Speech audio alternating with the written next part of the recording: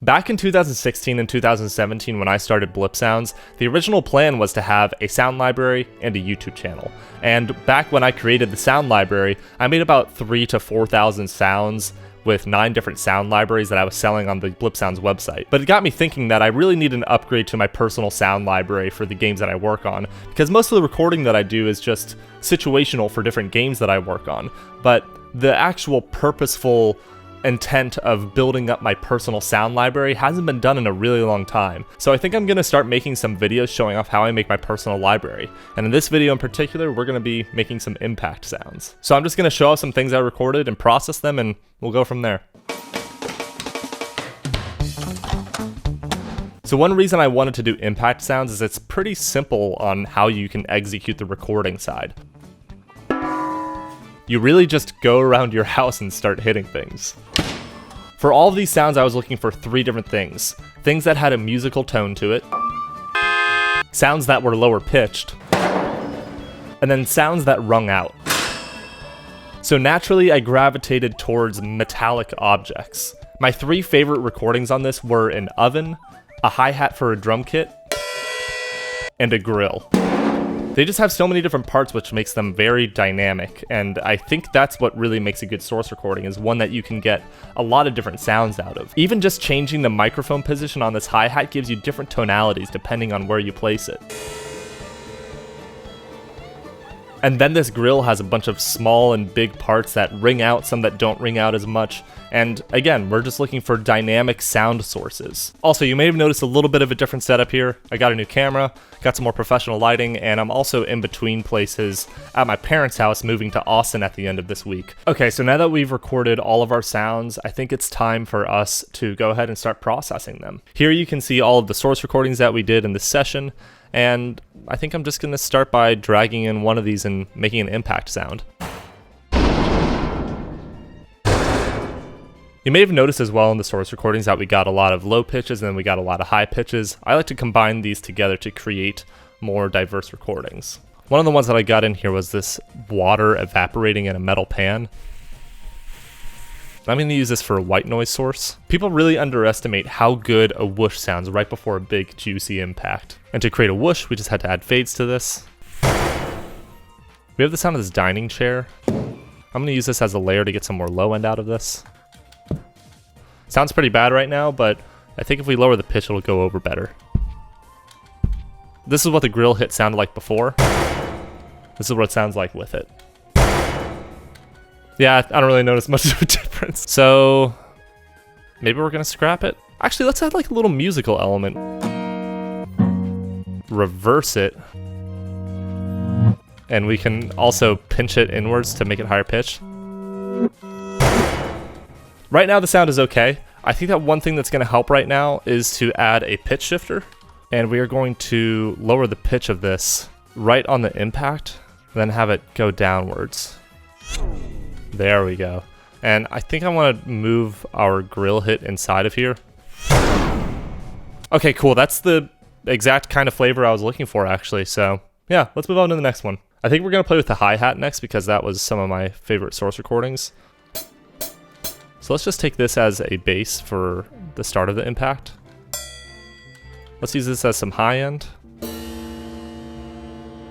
Let's use this as the low end. Okay, that sounds pretty rad already. With reversing sounds, I like to try and add a little bit of a tail to it, so I don't like it to just end abruptly like that. I want to add a little bit of a fade in here so that it has a start and an end to it. Boost the lows, cut the mid-range.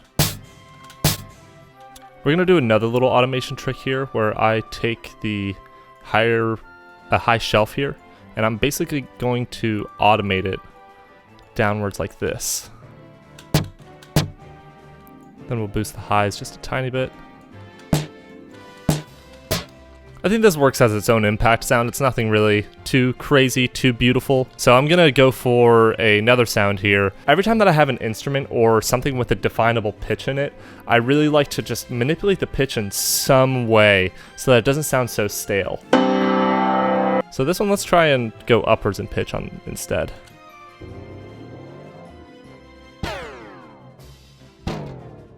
This little bathroom drawer sound sounds minimal, but it's actually giving quite a bit for us. I'm gonna try stretching it out.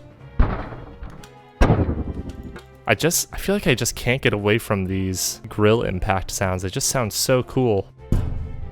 Yeah, that's what we want. We want that really low end. I mean, these could really be their own separate impact sounds here. Like, I could see this as like a robot walking sound.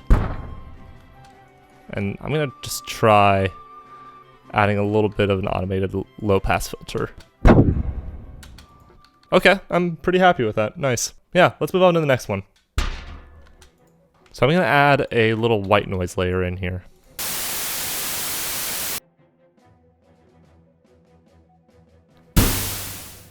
Cut off the higher frequencies. Yeah, it's pretty subtle. Sounds pretty cool. Maybe we can use this as like the tail of the impact. You want to remove the attack as much as possible. Cool, that worked pretty well. And just to show off what it sounds like if I did add the attack to this. Actually sounds okay. It sounds good still. It was just a little bit aggressive to me. Yeah, I could work with it. I do kind of just prefer how it has a lot of low end here. And then it kind of rings out after the fact. And it's a lot more subtle that way too, which is more of a personal preference thing, I think. You see, impact sounds are pretty simple to do. You just have a bunch of impact sounds with the same transient. You just have to make sure they play at the same time, and then you get to play with the pitch and the frequency off of that point. It really is such a great way to get familiar with the layering process. I'm gonna boost the higher frequencies a little bit. Okay, so what I like about this new toaster sound that we added is that it fills out the higher frequencies and it makes the entire sound feel a lot more full. And you can hear there's a little bit of background noise here. I'm just gonna add an EQ and cut out the lower frequencies. It's not completely gone, but a lot of it is mitigated now. And let's try and use the same exact source recording on a different part of the sound. And we are going to do our reverse trick now. Ooh, okay.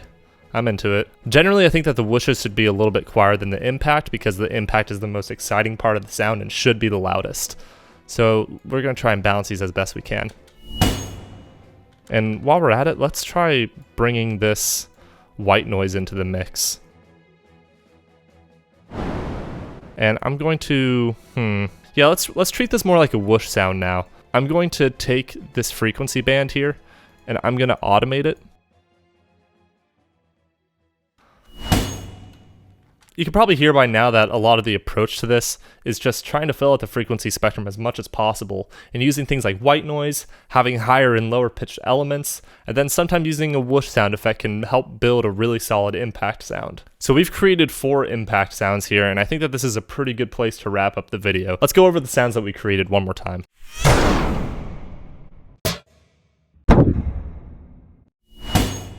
But anyways, that pretty much wraps it up for this video, everybody. The purpose of this video is just to sort of inspire you guys to go out and record sounds yourself. All of these sounds were recorded in my own home, and you guys can probably find your own source recording somewhere too.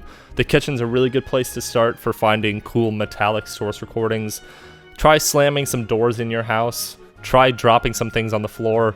Try breaking some glass if you're in a safe environment too. Just make sure that you can clean it up well and you don't get any cuts or anything like that. But there's a lot of cool stuff that you can do to make some really basic impact sounds. And all that it really takes is just going around your house and hitting things. It sounds crazy, but it really is that simple. So if you learned something from this video, let me know what you learned in the comments below and leave the video a like if you enjoyed it. And consider subscribing if you want to stay tuned for more. We post a video every single Friday. Also, I'm going to be uploading some of these sounds to the Blipsounds community library so that you all can download some of these sounds yourself and hopefully make some of your own impact sounds. If you make anything with the sounds, share it on Twitter and tag us at Blipsounds. I'd love to see any sort of sounds that you all create with something that I've recorded. So I hope you all learned something from this video, and I'll see you next Friday. Thanks for watching.